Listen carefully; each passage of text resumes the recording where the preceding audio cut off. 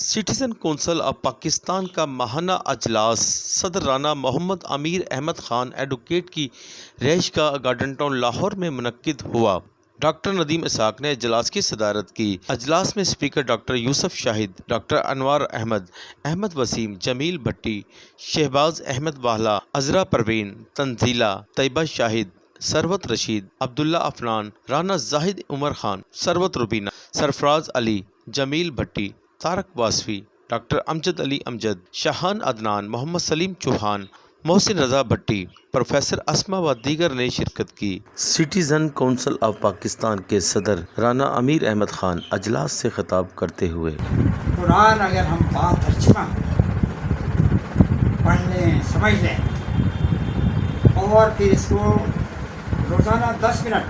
میں 10 دفعہ قرآن کا ترجمہ دیکھ چکا ہوں، لیکن میں 10 منٹ روزانہ دیکھتا ہوں، پھر پیج وائز تھرو آؤٹ تو نئے نئے گوشے نظر آتے ہیں ہمارے سامنے، اور اللہ پہ ایمان جو ہے قرآن کو سمجھنے کے بعد ہمارا ایمان چلتا ہے۔ قرآن پڑھے بغیر، چونکہ قرآن سے دور ہے ہماری قوم، اس لیے اللہ پہ یقین بہت کمزور ہوا ہے ہمارا، بہت کمزور ہے، اور وہ کمزوری ہمارے عمل میں نظر آتی۔ میں یہ سمجھتا ہوں جس کا اللہ پہ ایمان اور آخرت پہ ایمان ہے، ہمیں جواب دے ہونا ہے، پھر میرا کام نہیں بنتا کہ میں کہیں حرام کھاؤں، کہیں رشوت لوں یا دوں یا کوئی بھی خرابی کروں، قطعاً نہیں۔ اگر اللہ پہ ہمارا ایمان، اگر ہم جانتے ہیں کہ اللہ ہر دم دیکھ رہا ہے ہمیں، تو پھر خرابی نہیں آ سکتی۔ یہ بات چونکہ خرابیاں ہیں ہمارے اندر بہت، یہ ظاہر کرتی ہے کہ اللہ پہ ہمارا ایمان جو ہے بہت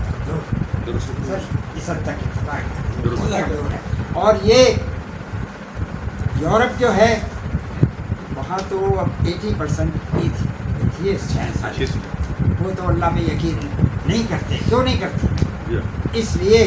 کہ وہ سمجھتے ہیں کہ آخرت کوئی نہیں، یہی زندگی ہے، اسی میں جو بنانا ہے، کمانا ہے، عیش و عشرت کرنی، وہ کر لو، تو پھر اس کے لیے نہ حرام حلال ان کے لیے کوئی چیز نہیں، اور وہ ان کی حکومتوں میں بھی نظر آتا ہے کہ ان کی کوئی ایتھکس نہیں، کوئی ہیومن رائٹس کا انہیں پرواہ نہیں، زبانی بات کرتے ہیں، صرف پتہ نہیں، اپنے اپنے مقاصد کے لیے وہ دنیا لگی ہوئی ہے، کیونکہ اللہ سے دوری ہے، اللہ پہ یقین ہی نہیں۔ تو یہ سارا خلفشار، میں تو قرآن مجید کو پڑھنے کے بعد اس نتیجے پہ پہنچا ہوں کہ اگر جو عالمی امن بھی قائم نہیں ہو سکتا جب تک قرآنی تعلیمات ہے، پوری دنیا عمل نہیں کرے گی، کبھی امن قائم نہیں ہوگا، کیونکہ وہ تو اخلاقیات سے بہت دور چلے گئے، بے عملی ہے اس لحاظ سے، وہ صرف اپنا مفاد، اپنے لوگوں کا مفاد، اپنی قوم کا، جو ہم نے اقبال نے کہا کہ یہ وطن بھی جو ہے، یہ بھی بتوں میں سے ہم نے ان سے بھی ایک بت بنا لیا ہے، وہ بھائی انہوں نے کہا تھا تو 1918 کے بعد جب یہ نیو ورلڈ آرڈر اور ملک تقسیم ہوئے، ملک چھوٹے چھوٹے انہوں نے تقسیم کر دیا، اور حدیں بن گئی، پاسپورٹ ضروری ہو گیا، ورنہ اس سے پہلے دنیا میں کوئی پاسپورٹ نہیں تھا، جہاں کہیں آپ جہاں چاہیں جا سکتے تھے، کام کر سکتے تھے۔ یہ 2018 کے بعد سارا، دوسری جنگ عظیم کے بعد، پہلی جنگ عظیم کے بعد جو ہے یہ نیشنلزم اسپرٹ آئی ہے اور بڑھتی گئی ہے، اس لیے یہ ہم جو ہے اب یہ اتنی تقسیم ہے اور اتنے اپنے مفادات کی جنگ بنی ہوئی ہے پوری دنیا میں۔ اب آپ دیکھیں، ہمارا ہمسایہ اگر عقل سے کام لے، ہمیں ہمسایوں کے ساتھ قوموں کو بھی تعلقات کو بہتر کرنا چاہیے۔ میری انڈیا میں بہت بات ہوئی، 4-5 جو ہمارے وہاں کے دوست ہیں، اور کسی بلاوے پہ وہاں پہ گئے تھے،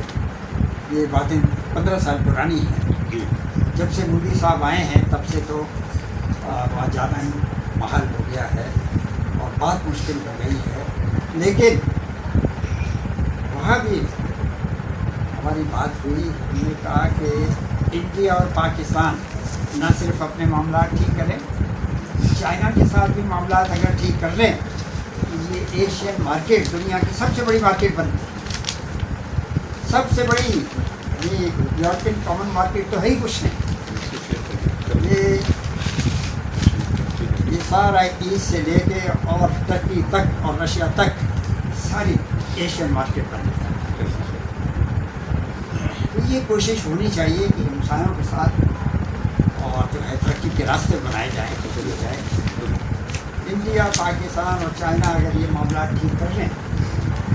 تو ہمارے لیے راستے ترقی کے کھل جائیں گے, مادی ترقی کے راستے کھل جائیں گے. لیکن ہمیں اپنی ترقی یاد رکھے پاکستان میں کبھی نہیں آ سکتی جب تک ہم اپنی کردار سازی, کریکٹر بلڈنگ, اللہ پہ ایمان اور باعمل بننے کی کوشش نہ کریں, رول ماڈل بننے کی کوشش نہ کریں. ہمارے ملک میں حالات ایسے ہیں کہ اسلامی تعلیمات کے مطابق کام کرنا مشکل ہو گیا. آپ نے دستخط کا نظام ہی ٹھیک نہیں کیا, وہاں پہ کوئی کام, کوئی فائل آگے موو بھی نہیں کرتی, اس کو پیسہ لگائے بغیر. تو یہ سارا سسٹم ہم نے غلط بنایا. اس سے ٹھیک کرنا ہے, ریفارمز کی ہر شعبہ ہے زندگی میں ضرورت ہے, اس پہ آئیں, وہ کام کریں